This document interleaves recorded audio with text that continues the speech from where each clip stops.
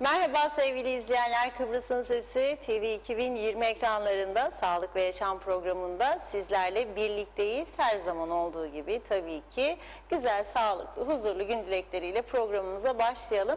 Evet, bugün beslenme konuşacağız, gluteni konuşacağız. Stüdyo konuğum beslenme ve genetik uzmanı sevgili Elis Konat bizlerle birlikte.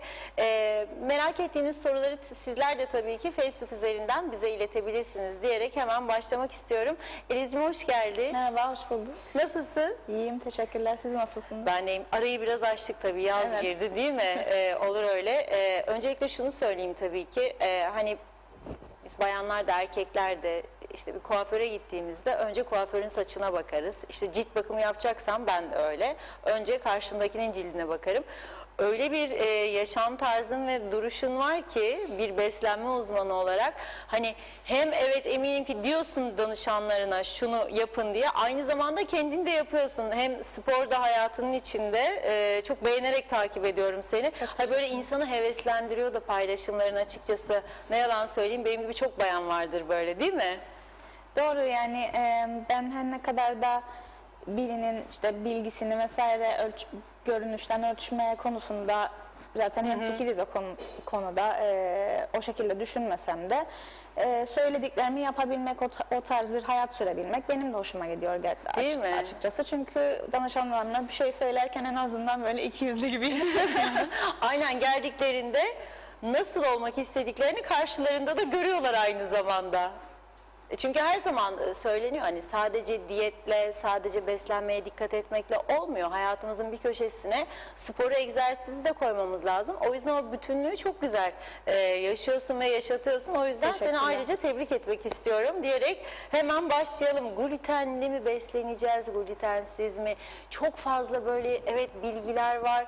Baktığınızda böyle Google'a yazın. İyi diyen de var, kötü diyen de var. Ciddi bir karışıklık var. Bugün böyle elimizden geldiğince bu konuyu açalım. Kaldı ki biliyorum son yayınları da hep takip ediyorsun, bilimsel araştırmaları da. Dolayısıyla glutensiz beslenme nedir, ne demektir, ne yapalım, dinleyelim. Şimdi öncelikle glutensiz beslenme çölyak hastalarına özel bir beslenme çeşidi olmalı. Evet, değil mi? Veya çok ciddi bir buğday alerjiniz varsa ancak. Bunları da test etmek, önce bir kan tahlilinden çıkan sonuca göre eğer pozitifse bunu tamamen konfirme etmek için bir de bağırsaktan biyopsi alarak tamamen emin olabiliriz. Onun dışında çölyak mısınız, değil misiniz? Kendiniz hissiyatınızla ilerlediğiniz zaman bazen yanlışlık yapabiliyoruz bu konuda.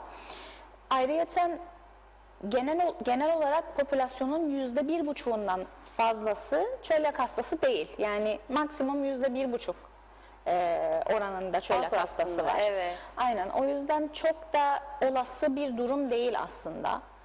Yani en azından bu etrafta gördüğümüz kadar işte glutene karşı alerjim var, glutene karşı intoleransım var veya çölyak hastasıyım falan diye birçok insandan duyuyoruz.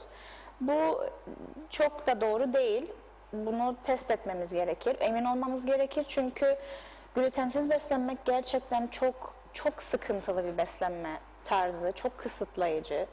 Her şeyde var gluten. Her şeyde, evet, yani çok şeyde var ve glutensiz beslenmeye başladığımız zaman çok fazla liften fakir beslenmeye başlıyoruz. Bu da biliyorsun benim en çok ilgilendiğim alan mikrobiyota, bağırsak sağlığı olduğu için bu konunun üzerine gitmeyi seviyorum. Çünkü glutensiz beslendiğimiz zaman bu lifleri hep bir yana itiyoruz ve daha böyle hazır paketli gıdalara bile gidebiliyoruz. Yani işte glutensiz besin olarak marketlerde bu hazır ürünler var ya, bu ürünler ne yazık ki eğer çölyak hastası değilseniz sizin için aslında bir dezavantaj. Özellikle mesela kilo vermeye çalışıyorsanız işlenmiş bitkisel yağ oranları normal ürünlerden çok daha yüksek.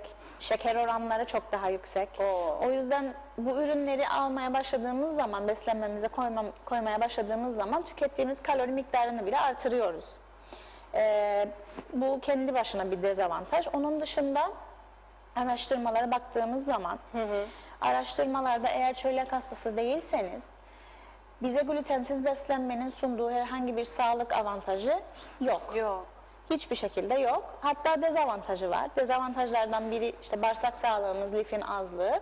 İkincisi de kardiyovasküler anlamda bazı dezavantajlar oluşturduğu. Çünkü tam tahılların bize verdiği vitaminler, mineraller kardiyovasküler sağlığımız için iyi olduğundan dolayı bunları azalttığımız zaman kardiyovasküler hastalıkların da oranlarının yükseldiğini görüyoruz araştırmalarda. Evet, bizde böyle bir şey var. Her şeyde olduğu gibi modaya ayak uyduruyoruz. Evet, tamamen ondan kaynaklandığını düşünüyorum. Kesinlikle ama biraz da bilincin artırılması lazım sanırım. Yani eğer insanlar şeyin farkında olursa, bu hastalığın yüzdeliğinin bu kadar düşük olduğunun farkına varırlarsa, bence işte ben de herhalde çölyak hastasıyım diye düşünmekten kurtulabilirler.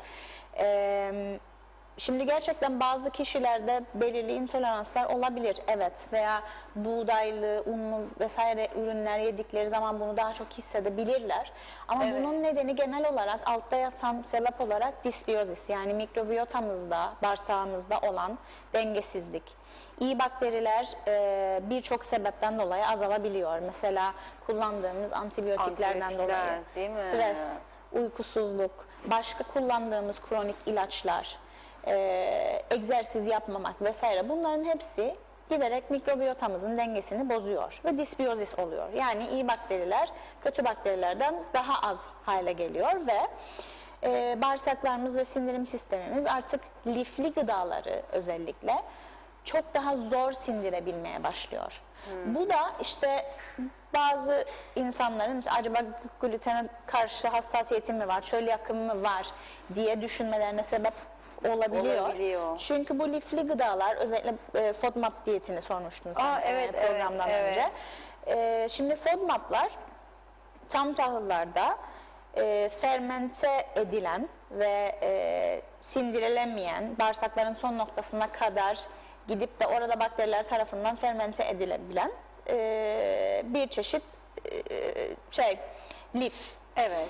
Bu çok fazla gıdada var ve eğer bizim bağırsaklarımız bunları sindirme konusunda fonksiyonu azalmışsa, iyi bakterilerin azalmasından dolayı, ne yazık ki o fermente olayı çok daha fazla oluyor ve gaz, kronik gaz, şişkinlik, bazen ishal, bazen kronik kabızlık gibi sürekli semptomlar yaşayabiliyoruz. Evet. Fakat bunun nedeni gluten değil, dediğim gibi çoğu insanda bu FODMAP intoleransı olduğu için bu şekilde olabiliyor. Evet. Tabii herkes için geçerli değil, bazı kişiler için bu sadece, ama çölyak değil de bu kısım daha fazla. Yani çölyak olmanız yerine işte FODMAP'lara karşı bir hassasiyetinizin olma şansı çok daha yüksek. Çok yüksek, çünkü bu bahsettiğimiz belirtiler, işte şişkinlik olsun, kronik işte kabızlık, ishal vesaire gibi durumları biz o kadar böyle isterleştirdik ki çok normalmiş gibi geliyor bu yaşadığımız sıkıntılar. Kesinlikle, herkeste de olabileceğini düşünüyoruz. Dolayısıyla ekstra bir önem arz etmiyor çoğu zaman. Aslında çok ama çok önemli belirtiler. Bu işte hep bazı şeylerin sinyalleri, yani bağırsağımızdaki dengesizliğin sinyalleri ve bunu ancak beslenmemizi düzelterek, mikrobiyotamızı daha iyi hale getirerek düzeltebileceğimiz, tedavi edebileceğimiz bir nokta. Peki en başa gelecek olursak, sözünü kesiyorum, özür dilerim. Bizde mikrobiyotamızın nasıl olduğunu öğrenebileceğimiz testler vesaire neler yaptırabiliriz? Evet, şu an var. Tabii ki bilim halen bu konuda ilerlemekte. Hiçbir şey işte artık kesin falan diyemiyoruz ama şu an çok iyi testler var. Mikrobiyotamızı GAITA'dan test edebiliyoruz ve mikrobiyotamızın durumunu genel olarak görebiliyoruz. Yani iyi bakterilerimiz sayı ve çeşit olarak ne durumda, kötü bakteriler ne durumda. Bu iyi bakterilerin arasında İşte uykumuzu düzenleyen, protein, karbonhidrat, yağ metabolizmamızı ayrı ayrı yapan, otoimmün hastalıklara olan risklerimizi belirleyen, yani sayılarından, azlıklarından, çokluklarından dolayı bakteriler var. Bu bakterilerin sayılarını ve çeşitlerini test edebiliyoruz. Genel duruma bakabiliyoruz. Onun akabinde de bu çıkan sonuçlara göre beslenmemizi daha da kişiselleştirebiliyoruz. Yani senin mikrobiyota dengen benimkinden çok farklı olabilir. İyi bir durumda olabilirsin, sen de, ben de. Fakat Evet. daha da iyileştirmek için senin artırman gereken iyi bakteri çeşidi çok farklıdır. Benim artırmam gereken bakteri çeşidi çok farklıdır. Ve dolayısıyla da yememiz gereken, daha sık yememiz gereken gıdalar ikimiz için de farklı oluyor. Evet. Bu tip şeyleri bu gibi testlerden öğrenip de beslenmemizi kişiselleştirebiliyoruz. 6-8 hafta içerisinde çok ciddi ilerlemeler, iyileşmeler olabiliyor bağırsaklarda. Ve işte bu bahsettiğimiz kronik kabızlık, kronik ishal, gaz, şişkinlik vesaire gibi şeyleri yaşıyorsak çok büyük düzelmeler kaydedebiliyoruz aslında beslenmemiz değişerek. Evet, peki genel anlamda konuşacak olursak bu bağırsak floramız için nasıl beslenmeliyiz? Böyle bir genel kuralları var mı? Evet, tabii genel kurallar şöyle. Bir kere egzersizin, düzenli egzersizin mikrobiyotamıza çok büyük yarar sağladığını görüyoruz araştırmalardan. Bu bir.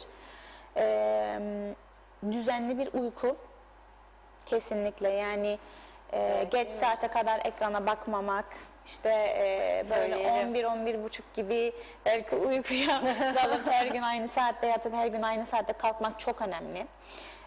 Stresten uzak durmak diyeceğim, herkes için bu çok zor biliyorum ama belki Duracağız, bunu, baş edeceğiz bir şekilde. evet, bununla baş edebilmek için işte yoga, meditasyon gibi şeyler yapmak yine mikrobiyotaya çok yararlı, araştırmalardan biliyoruz aynı şekilde. En son ve en önemli olarak da beslenmemiz. Beslenme konusunda da bir kere lif, tükettiğimiz günlük lif oranı çok çok önemli. Avaraj olarak 30 gram lif tüketmemiz lazım günde. Onu kaşık hesabıyla bir söyleyelim mi? Söyleyelim.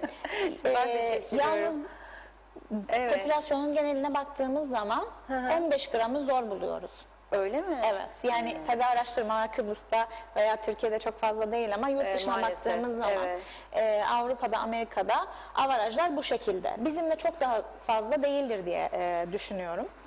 Genelde Ama- her konuda öyle ilerliyoruz. Evet. Bizde istatistiki veriler maalesef yok. Aynen. Bu lif oranını çoğaltmak için sebze ve meyvelerden yararlanmamız lazım. İyi bakterilerin çeşitliliğini de artırmak için çeşitli beslenmemiz lazım. Yani atıyorum bir gün bezelye tüketiyorsak ertesi gün mercimek, ertesi gün işte başka bir fasulye çeşidi. Bir gün elma tüketiyorsak ertesi gün muz, sonra şeftali gibi sürekli yediğimiz şeyleri döndürmek çok sağlıklı. Bir gün ceviz yiyorsak ertesi gün badem, ertesi gün kaju vesaire. Bu çeşit beslenmemizdeki çeşitlilik. Bir de oranlar var. 30 gram lifi bulmak aslında hem kolay hem zor. Yani dikkat edersek ve biraz farkında olursak yapılabilitesi yüksek bir şey. Ama hiç dikkat etmiyorsak çok düşük beslenmek de çok kolay. Yani genelde bir porsiyon meyvede 2 ila 4 gram arasında lif. Yani 30 grama geleceğiz. Evet, Bak düşün. 30 gram çok zormuş. 2 porsiyon meyve tükettik mesela. Avaraj 4-5 gram aldık oradan o gün. Evet. 50 gram yulaf tüketmişsek evet. 3-4 gram yine. 4 değil hatta 3 gram. Çok zor. Ya da 75-80 gram tam tahıllı pirinç tüketmişsek orada bir 16 gramımız var. Onu yapalım. Bayağı yüksekmiş bak. 80 gram bezelye dersek yaklaşık bir 7 gramımız var. Yani rakamlar zor. Zor evet, rakamlar çok ama zor. bu da ne demek? Bitkisel beslenmeyi artırmamız gerekiyor demek. Yani bir günün içerisinde işte sadece tavuk yoğurt, işte akşama da et yoğurt, Ki genel ona yaygın. yanında yatkın biraz da sanki. salata, bu hiç yeterli değil. Kesinlikle yeterli değil. Yani lif bitkisel ürünlerde. O yüzden tabii ki eğer kilo problemimiz varsa cevizin, bademin, çünkü bunlarda da lif var. Bitkisel tohum sayıldıkları için bunların porsiyonlarını kaçırmadan yine de bunları günümüze eklememiz lazım. Sebzenin ve meyvenin yanında tohumlar. Veya mesela güzel bir öğün şu olabilirdi. Sabah kahvaltısında veya ilk öğününüz kaçtaysa yulafla birlikte bir bitkisel süt, onda lif olduğundan değil ama kalorisi düşük olduğu için söyledim, ya da bir protein sütü olabilir. Bunun içerisine lifi artırmak için chia tohumu, keten tohumu, üzerine de bir porsiyon meyve koyduğumuzu varsayarsak orada çok güzel bir lif oranı alıyoruz. almış oluyoruz. Yani bir muhtemelen 9-10 grama yakın bir lif almış oluyoruz. Sonraki öğünlerde de işte 1-2 porsiyon meyve ve kuru baklagiller veya diğer sebzelerden yararlanarak 30 grama yaklaşabiliriz. Aklıma şu soru geldi tabii. Normal bizim Türklerdeki klasik kahvaltı sofrasını gözümde canlandırdım. Dedim ki oradan ne kadar lif çıkar acaba? Peyniri, domatesi, Pek de yok zeytini, yani işte aslında. sucuklu yumurtası ya da menemen vesaire Bir koyduk. tek ekmek de var orada. Orada lif yok, olmadı. Kesinlikle. Değil mi? Kahvaltıda o zaman bu tarz beslenme daha faydalı artık. Zaten şey açısından da bizler için daha kolay, çalışanlar için. Çok hızlı bir şekilde hazırlanıp hemen evden seri bir şekilde çıkabiliyoruz. O seremoni halindeki kahvaltı sofralarına dalarsak biraz iş uzuyor. Bir önceki gün de hazırlayabiliriz. Mesela yulaf sıvıda beklediği zaman içerisindeki nişasta değişiyor liflerde. Evet. Ve daha da sağlıklı bir hale geliyor. O yüzden bir önceki gün mesela dediğim gibi bir proteinli bir sütün içerisinde veya bitkisel bir sütün içerisinde bekletirsek,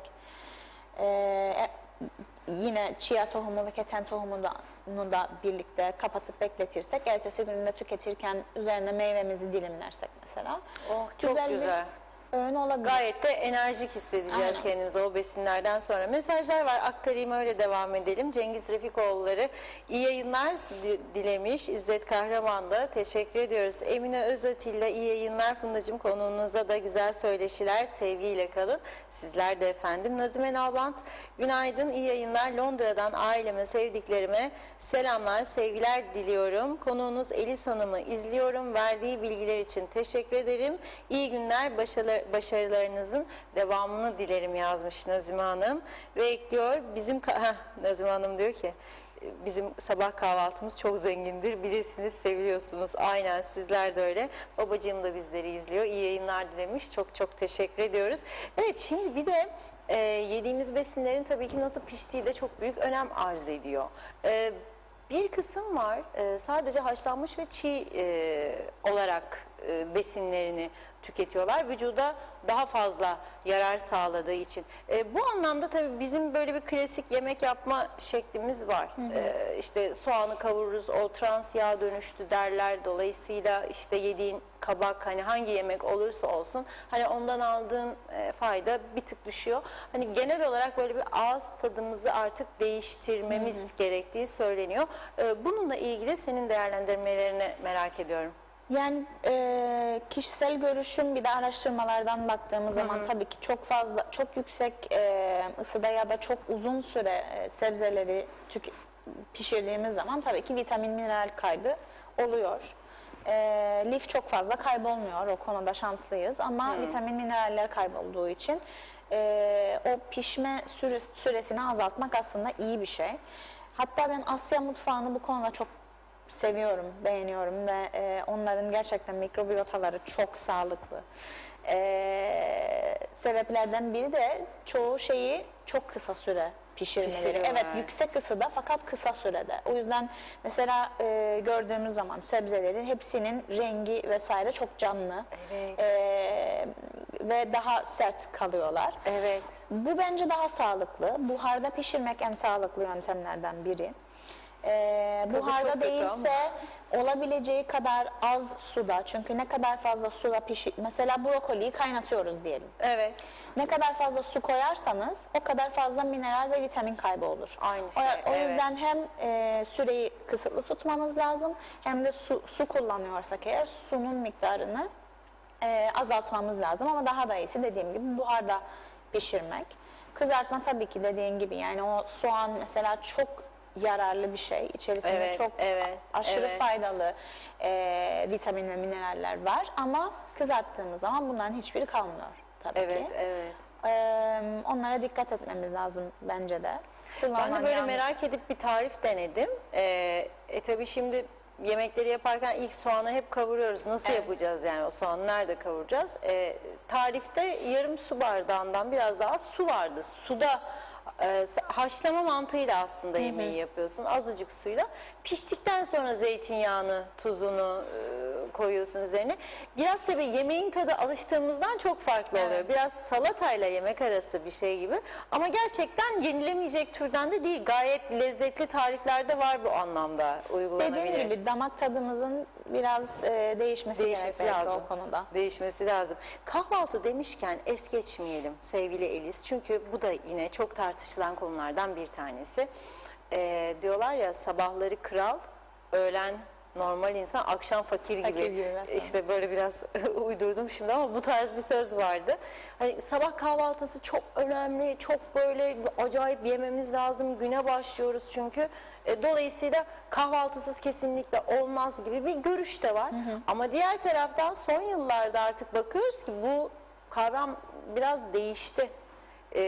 Sen neler söyleyeceksin? Şimdi bu konu ben senelerdir bunu tartışıyorum. Buraya hatta mezun olup geldikten sonra bile uzun yıllar bu konuda savaş verdim diyelim.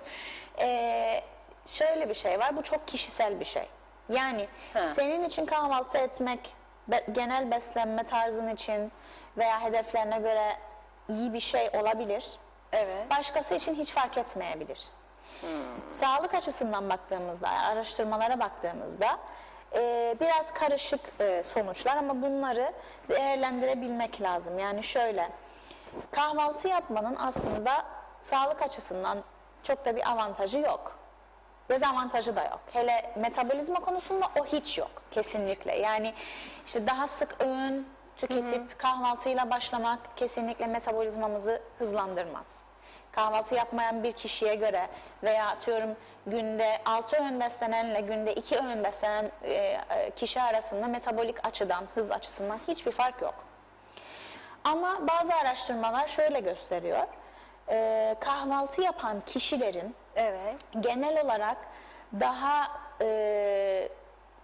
ideal kiloda veya daha sağlıklı alışkanlıklara sahip olduklarını görüyoruz. Fakat bunlar gözlemsel araştırmalar. Bu işte kahvaltı yaptığınız zaman daha ideal kiloda olursunuz demek değil. Bu sadece bir ilişki. Evet. Ama ondan dolayı, yani kahvaltıdan dolayı daha ideal kilodalar diye bir sonuç çıkaramayız. Bunun sebebi şu: kahvaltı, düzenli beslenen insanlar, kahvaltı yapan insanlar genelde günün geri kalanında da düzenli besleniyorlar. Yani alışkanlık olarak onlar o gibi. yüzden daha Evet. sağlıklı olarak görünebiliyor. Ama fiziksel, yani fizyolojik olarak işte sabah kahvaltı yediniz diye metabolizmanız daha hızlı ya da daha sağlıklı diye bir kesinlikle sonuç yok. Evet. Zaten bunu görüyoruz. Yani şimdi kişiselden bahsetmek çok da doğru değil ama örnek olarak yani ben hayatım boyunca aslında liseden sonra kahvaltı yapmadım. Ben de. Sevmediğim bir şey. Ben de hiç sevmem. Çok eziyettir benim için de. Aynen, yani bunun kiloma ya da metabolizmama bir dezavantajı olduğunu hiçbir zaman düşünmedim. Geri kalan, günün geri kalanında eğer sağlıklı besleniyorsanız ve kahvaltı yapmamak sizi böyle öğlene kadar deli gibi acıktırmıyorsa, işte diğer öğünlere saldırmanızı sağlamıyorsa hiçbir sorun yok. Ama eğer kişisel olarak işte kahvaltı yapmayarak mutsuz oluyorsanız, modunuz düşüyorsa, konsantre olamıyorsanız, öğlene kadar zor dayanıyorsanız, öğlen geldiğiniz zaman normalde bir tabak yiyecekken 2 tabak yemek istiyorsanız eğer, o zaman bu dezavantaj, demek ki kahvaltı yapın. Yapın. Çok güzel açıkladın. Çok doğru. Ve biz bunu çocuklara da aslında yapıyoruz. Ben de mesela gerçekten sabah kalktığımda kesinlikle yani öyle bir şey yemek istemiyorum. Ama çocukları hazırlıyorum. Ama şu çocuklar da mesela istemiyorlar ya, gözünü açtıkları Orada gibi. bir püf nokta var ama. Kimi de gözünü açtığı gibi işte yemek istiyor. Evet. Nasıl Orada ama oluyor? şöyle bir şey var. Çocuklardaki araştırmalar farklı. Şimdi okula gittikleri için kahvaltının mental fokus üzerine, konsantre olma üzerine çok büyük avantajları var. O yüzden çocukların kesinlikle kahvaltı yapıp okula gitmeleri avantaj. Metabolik olarak konuşmuyoruz. Sadece Evet, evet. mental olarak fokus Evet. olabilmeleri için, konsantre olabilmeleri için Evet. Ve genel olarak enerjilerinin yerinde olabilmesi için önemli. O zaman sevgili çocuklarıma duyuruyorum. Hiç benimle inatlaşmayın. O kahvaltı yenecek. Ben yemeyebilirim. Aynen öyle. Yani yetişkin olmanın da bazı avantajları olsun. Değil mi? Onu kullanalım azıcık. Bir de tabii şöyle bir şey tartışılıyor artık. Yine bu da değişen kavramlardan bir tanesi. Bir kısım beslenme uzmanları, doktorlar da aynı şekilde hala da sık sık beslenme, az az beslenme savunuluyor. Ama diğer taraftan yine son yıllarda duymaya başlıyoruz ki açlık da aslında sanıldığı kadar kötü bir şey değilmiş diye duyuyoruz. Tabii Kesinlikle. ki sizin yorumlarınıza bırakıyoruz hemen. Şimdi evet 11 yıllık tecrübeme dayanarak, yani kendi Evet. danışanlarımla Evet. olan tecrübemden Evet. bahsedecek olursam bu konuda sık sık beslenmek çoğu insan için çok zor, stresli Doğru. ve çoğu zaman gün içerisinde daha çok acıkmamıza yol açıyor. Bunun iki bacağı var bence. Bir, psikolojik, sürekli yemek düşünmek zorunda olduğumuz için sık sık besleneceksek eğer, sürekli bir şeyin hazırlığında olman lazım vesaire. İkincisi de fizyolojik. Yani eğer protein gün içerisine o sık sık olan öğünlerde iyi dağıtamıyorsak ve bazı öğünlerde karbonhidrat miktarı çok yüksekse vesaire, şeker dengemiz daha çok kaçabiliyor. Sürekli bir şekilde insülin yükselip alçaldığı için Evet. bu çoğu insanın dengesini aslında bozabiliyor. O yüzden de benim gördüğüm, özellikle kilo verirken veya tam tersi, hep bilinç nasıldı? Diyabetseniz çok sık beslenmeniz Evet, lazım. evet, Sürekli evet, işte evet. kan şekerinizin hiç düşmemesi lazım. Bugüne kadar 12 yıldır hiç bütün tip 2 diyabet hastalarının diyabetini tamamen geçirttik. İlaçlarından vazgeçirdik. Tip 2 için bahsediyorum. Çünkü tip 1 için bu çok Evet. mümkün değil. Ama onlarda da kullandıkları insülin miktarını çok azaltıyoruz. Ve hiçbiri sık sık beslenerek bunu yapmadı. Hiçbiri. Sadece burada genel kural, proteini gün içerisine iyi, güzel, dengeli bir şekilde dağıtmak, hayat tarzlarına yazdığımız beslenmeyi uydurmak, yani artık öğün sayısı onlar için en kolay nasıl olabilecekse bunları danışanımla tartışıp ona göre programı ayarlayıp makro besinlerin, yani yağın, karbonhidratın, proteinin oranlarını o öğünlere doğru şekilde dağıtmak her zaman yeterli olmuştur. Hiçbir zaman öğün sayısıyla veya kaç saatte bir beslenmeleriyle alakalı hiçbir şey olmamıştır. Kan şekerleri düşmemiştir, bayılmamışlardır vesaire. Hep böyle zannediyor. Tabii öyle, yani. öyle denilir. Mesaj var, yine aktarayım, öyle devam edelim bu konuyla ilgili. Hasan Nihat Erduran diyor ki, atalarımız ya 40 adım at ya da sırt üstü yat derdi. Yemekten sonra 41 adım fazla gelir evladım derlerdi. Kolay gelsin, teşekkürler yeğenime yazmış. Mehmet Uluçaylı da iyi yayınlar, iyi söyleşiler, kolay gelsin diyor. Çok teşekkür ediyoruz. Şimdi bir de şöyle bir şey var. Malum bu sirkadyen beslenme, açlık oruçları, bu tarz diyetler var. 16 saat aç kalındığında, işte 8 saat yiyip 16 saatte daha fazla yağ yakıldığı söyleniyor. Hayır. Şöyle, yani basit cevabını vereyim. Hayır, ama neden hayır? Evet. Şimdi gün içerisinde ne kadar yağ yaktığımız hiçbir şekilde kaç saat aç kaldığımızla alakalı değil. Gün içerisinde ne kadar yağ yaktığımız tamamen toplam kalori girdisi ve çıktısıyla alakalı. Yani biz eğer gün içerisinde bu kadar harcıyorsak toplamda, hem bazal metabolik hızımız hem günlük aktivitemiz vesaire bu kadar harcıyorsak toplamda bu kadar kalori tüketiyorsak bu kadarlık enerji açığı yağdan yakar. Bunun yani istersek günün içerisinde 8 saatlik bir pencerede beslenelim, istersek 12 saatlik bir pencerede beslenelim. Eğer diyelim ki intermittent fasting yaptık, işte bu aralıklı orucu yaptık. 16 saat yemedik ama o 8 saatin içerisinde biz bu kadar kalori harcarken bu kadar kalori tükettik. Yani bu kadar fazladayız. Evet. Yine yakamayız. Yine yakamayacak. Yani orada aslında şöyle bir avantajı var. Aç kaldığımız süre boyunca bunun bağırsaklarımıza yararlı olduğu araştırmalarda gösteriliyor. Bakterilerimiz için, Evet. sindirim için, onlara biraz vakit verdiğimiz için vesaire bağırsak mikrobiyotamıza olumlu yönde etki ettiği gösteriliyor. Bağırsak mikrobiyotamıza olumlu etki eden şeyler genelde aslında metabolizmamıza da olumlu yönde etki gösteriyor ama direkt olarak daha fazla yağ yaktığımız için değil. Yani o an yağ yaktığımız için değil, sadece genel sağlık için iyi şeyler görüyoruz araştırmalarda. Evet. Ama dediğin gibi mesela orucun ya da uzun süre aç kalmanın işte eskiden metabolizmayı düşürdüğü falan filan inanılırdı. Öyle bir şey de yok aslında. Çok uzun süre olmadıkça. Değil mi? Bir diğer konu süt ve süt ürünleriyle ilgili de yorumunu merak ediyorum açıkçası. Sonrasında tabii bununla ilgili çok soru geliyor. Mide ameliyatı ve sonrasındaki beslenme ile ilgili.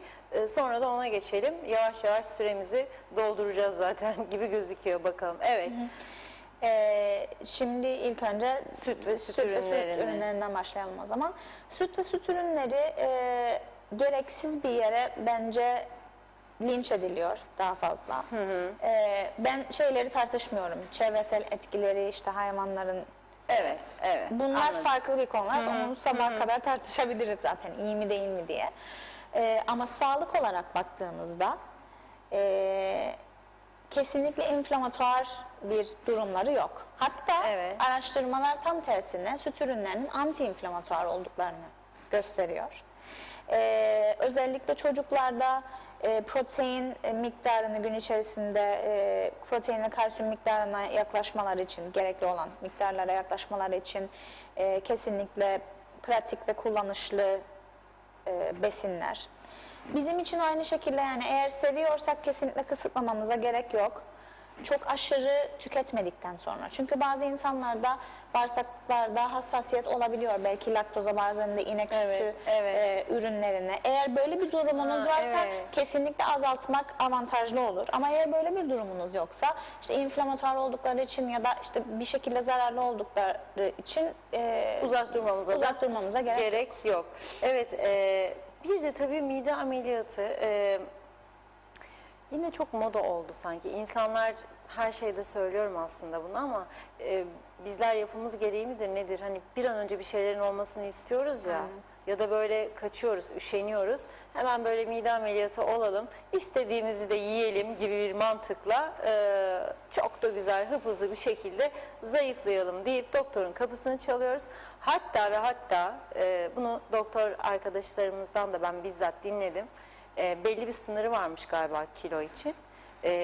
Kilo alıp da gelenler var, yani o ameliyatı olabilmesi için. Mesela bir 15 kilo azlığı var. Gidip o 15 kiloyu da alıp ondan sonra gelip gönül rahatlığıyla o ameliyat masasına yatabiliyor insanlarımız. Nedir detayları, beslenme uzmanı olarak sizden dinleyelim. Şimdi bu konuda bir kere doktora çok büyük bir iş düşüyor. Yani hastayı doğru seçme konusunda çok büyük kriterler var. Evet. Bir kriter morbid obezite. Yani eğer morbid obezite durumundaysak evet ameliyat olunabilir. Şimdi ben doktor değilim, bu konuda çok da belki doğru olmayabilir bu detayları vermem ama şundan eminim. Morbid obezseniz okey, düşünülebilir. Veya eğer obezsek ve yanında da komorbiditelerimiz varsa, yani yüksek tansiyon, şeker, kalp hastalığı gibi başka hastalıklarımız da varsa risk grubundayız. Risk grubunda olduğumuz için de ama dediğim gibi yine kiloda bir yani obez olmamız gerekiyor. O kiloda olması lazım, evet. Şimdi hiçbir zaman tavsiye etmem tabii ki. Fazla kilonuz yoksa o ekstra 15 kiloyu da alıp da gidiyorlar. Ameliyat olmak için gitmeyi. Çünkü bunun akabinde, yani bu ameliyatlar son çare olarak kullanılmalı. Çünkü Yani sonrasında kişi zaten ölüm riski varsa ancak aynen düşünülmeli. sonrasında çok büyük sorunlar yaşanabiliyor. Benim yine seneler içerisinde gördüğüm çok yaygın sorunlardan biri bir kere kronik kusma. Mide kapasitesi küçüldüğü için ve hasta genel olarak psikolojikman buna hazır olmadığı için, yani Evet. az yemeye hazır olmadığı için ne yazık ki kronik kusmalar oluyor. Bu da sindirim sistemimizin dengesini bozuyor, ağız diş sağlığımızı bozuyor, çürükler oluyor, boğazımız tahriş olabiliyor, ülsere kadar gidebiliyor vesaire gibi problemler var ve bunlar çok aşırı yaygın. Vitamin, mineral eksikliklerini sayamıyorum bile. Yani demir eksiklikleri, lif eksikliği, çünkü yine mikrobiyotaya ve bağırsak sağlığına gelecek olursam, mide ameliyatı olduğumuz zaman midemizin kapasitesi çok küçüldüğü için ne gün içerisinde istediğimiz kadar proteini tüketebiliyoruz, bazı desteklerden destek almadıktan sonra, ne de bu 30 gram liften bahsettik. 30 gram life ulaşabilmek için o hacmi tüketebiliyoruz. Evet. Öyle bir kapasitemiz yok Yok. artık. Evet. Bir kere benim küçüldü için mide. en acı olan noktası bu. Çünkü ameliyatı olduktan sonra çoğu kişi işte 1 ay geçiyor, 2 ay geçiyor bazen. Yine onlar da psikolojikman hazır olmadıkları için beslenmelerini tam düzenleyemiyorlar ne yazık ki. Ve bu ameliyatlar sonrası da yapılan diyetetik takip çok fakir. Ne yazık ki özellikle benim gördüğüm popülasyonda neredeyse hiç diyet takibi yapılmıyor ilk 1 aydan sonra. Evet. Ve sonrası çok önemli. Çünkü esas problemler sonrasında başlıyor. Bu vitamin, mineral eksiklikleri, lif eksiklikleri vesaire. Bu söylediğimiz miktarları alamadıkları için de kemikler de erime başlıyor. Kilo verme bir kere duruyor. Yani çoğu kişi de yine düzgün beslenmedikleri için 2 ay sonra kilo vermeleri duruyor. Mesela bu ameliyatı olurken akıllardaki rakamlar genelde 40-50 kilo vermek. Bazen 60, bazen 70 kilo olabilir, bazen 100 de olabilir. Doğru. Ama minimum 40-50 kilo vermeleri gerekirken 15-20 kilodan sonra kilo verimi duruyor mesela. Zaten 15-20 kiloyu normal bir diyetle beslenmeyi Değil mi? düzenleyerek çok kolay verebiliyoruz. Yani Hiç bu risklere gerek yok. yani ameliyat sonrası ciddi şekilde bu kiloyu verebilmeye devam edebilmek lazım faydalarını görebilmek için. O yüzden de beslenmenin çok iyi düzenlenmesi gerek. Ama ne yazık ki artık ameliyatı olup da beslenmeyi düzenlemeye geldikleri zaman istediğimiz gibi besleyemiyoruz. Ha, bir de işin o kısmı var bak. Bu da Evet, çok önemli. çünkü yeterli lif veremiyorum, Evet. kapasite yok. Evet. Proteini bile zorla verebiliyorum. Çünkü bir öğünde yenilebilecek miktar çok sınırlı. Dolayısıyla çok sık sık beslememiz gerekiyor. Yani istediğimiz Evet, rakamlara evet, ulaşabilmek evet, için. Bu da evet. karşıdaki için, yani danışan için çok zor bir durum.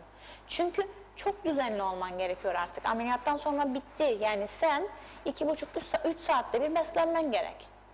Eğer bunu yapabilecek kapasitede değilsen zaten alman gereken vitamin, minerali, proteini, lifi alamıyorsun. Ama normal şartlarda ameliyat olmayan bir kişiyi 2 öğünde, 3 öğünde bile yeterli besleyebiliyoruz.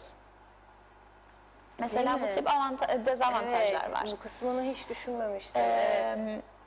Şey konusunda, yani vitamin, mineral eksiklikleri, demir eksikliği vesaire çok yaygın görüldüğü için genelde enerjileri de çok düşüyor. Enerjileri çok düştüğü için de istediğimiz hareket miktarını da yapamıyoruz artık. Egzersiz vesaire gibi durumlarda da Egzersizleri de sıkıntılar yapamıyoruz. yaşanıyor. Ben her zaman bütün danışanlarımın kas kütlesini artırmadan yana olduğum için onlara yani beslenmeleriyle birlikte fitness konusunda da nasıl bir yol izlemeleri gerektiğini söylüyorum. Fitness eğitmenleriyle birlikte çalışıyorum vesaire. Bu danışanlarla bunu yapamıyoruz mesela. Çünkü enerjileri yok. Ya. Ve kaslarını artıramıyoruz ve bir yerde bazen çok limitli olduğumuzu hissediyoruz. Yani o yüzden gerçekten ihtiyacımız yoksa bu ameliyatlardan bence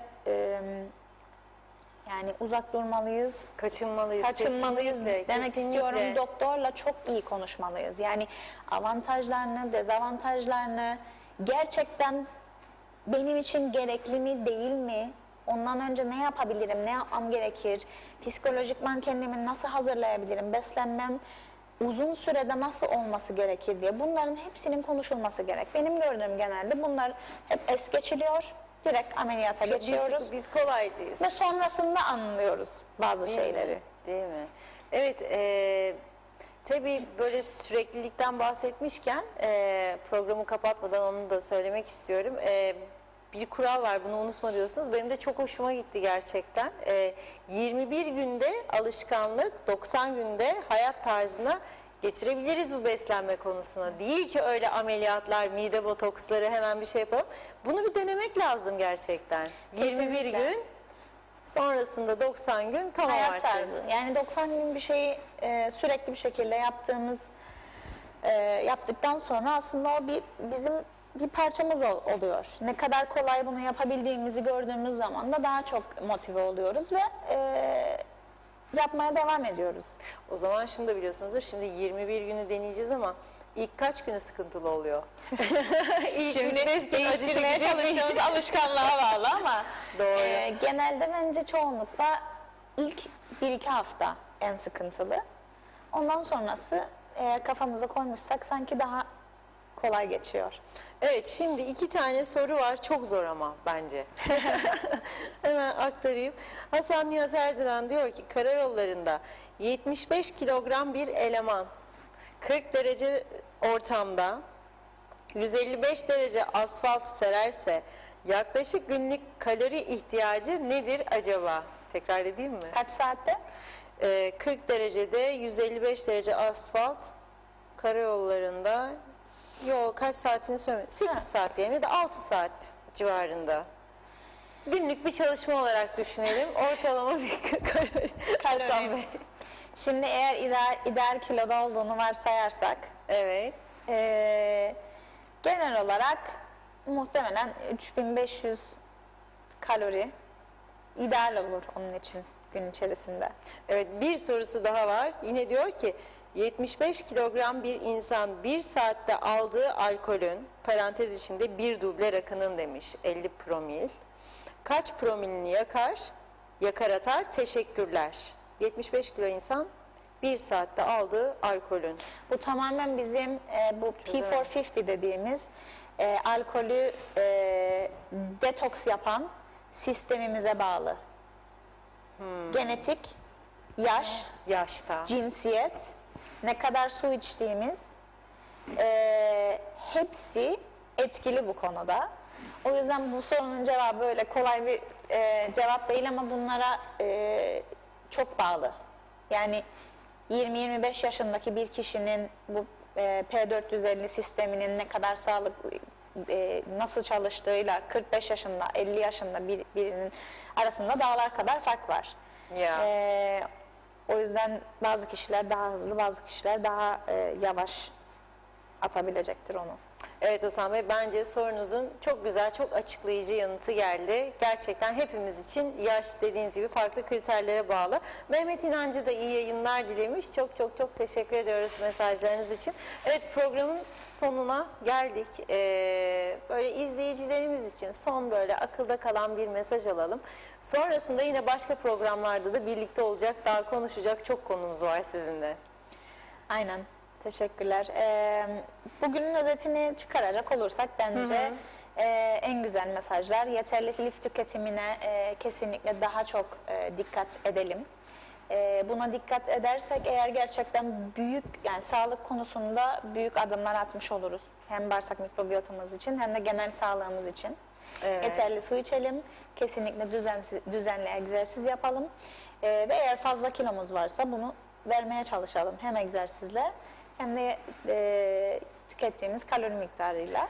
Kesinlikle. O kadar Ben de da bir zor değil. Ameliyatlara da hemen koşmayalım. Ben de şunu eklemek istiyorum.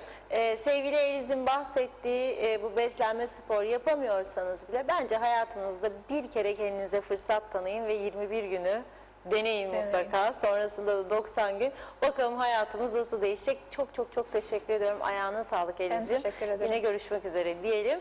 Evet sevgili izleyenlerimiz, Sağlık ve Yaşam programımızın bugünlük sonuna geldik. Beslenme ve genetik uzmanı Elis Konat'la beraberdik. Glutenle başladık. Genel olarak beslenme ile ilgili konuları konuştuk. Yarın yine aynı saatte görüşmek üzere diyorum. Hoşça kalın.